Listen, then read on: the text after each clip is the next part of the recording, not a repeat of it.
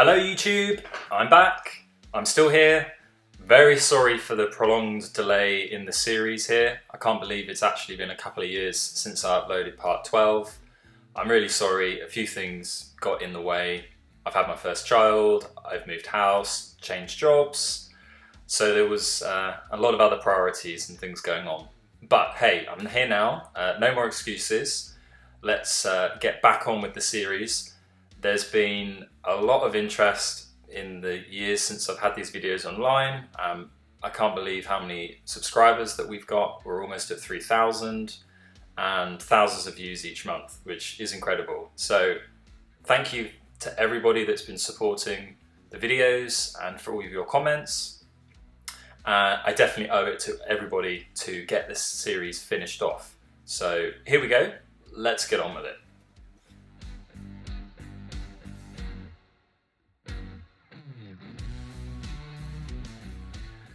We're now down to the finishing stages, and if you're still watching the series, then you are now literally about to watch paint dry. I'm afraid I can't make it much more exciting, so we'll speed through the time lapse here in double time. I've had a few comments around the speeding up of the footage. For me, this series was set out to be a time lapse of literally every moment from start to finish, rather than editing and cutting, things like that. So you can see the full process that I've gone through pretty much end to end. I've also taken on board the hint that the background music has been a little bit distracting, so for the rest of these videos I've toned that right down. So whilst I've been talking, what have we missed?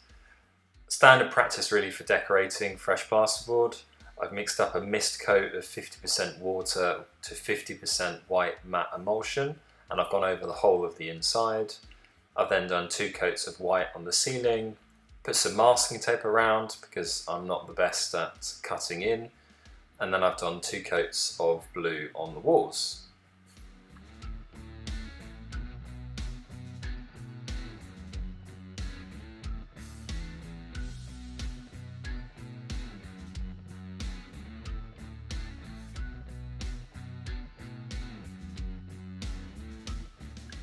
The next job is hanging this very heavy fire door.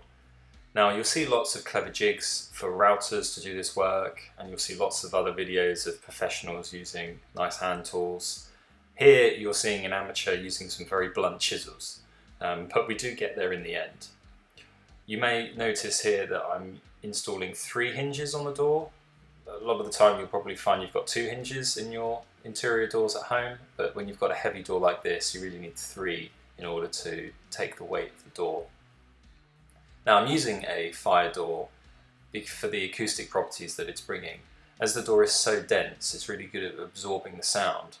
I found in my testing later that when you leave this door open and only close the external door, there is a large amount of sound lost from the room, so it really does make a big difference. This whole idea extends the concept of the room within a room. If you don't have this second door here, whilst it might seem a little bit unnecessary, you are losing all of the benefit that you've built up having this double skin.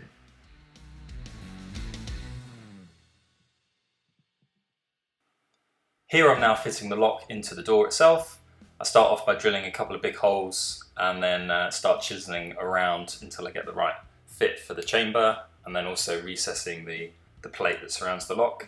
It's probably better practice to do this with the door off, and definitely a little bit easier.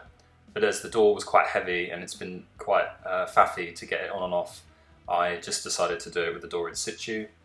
Once that's done, I offer the door up to the frame to get the alignment exactly right for the chamber that goes into the door frame, and that's what I'm fitting here.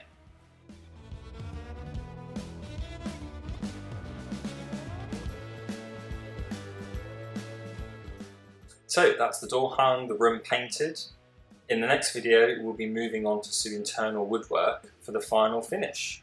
So thanks again for watching, and see you in the next one.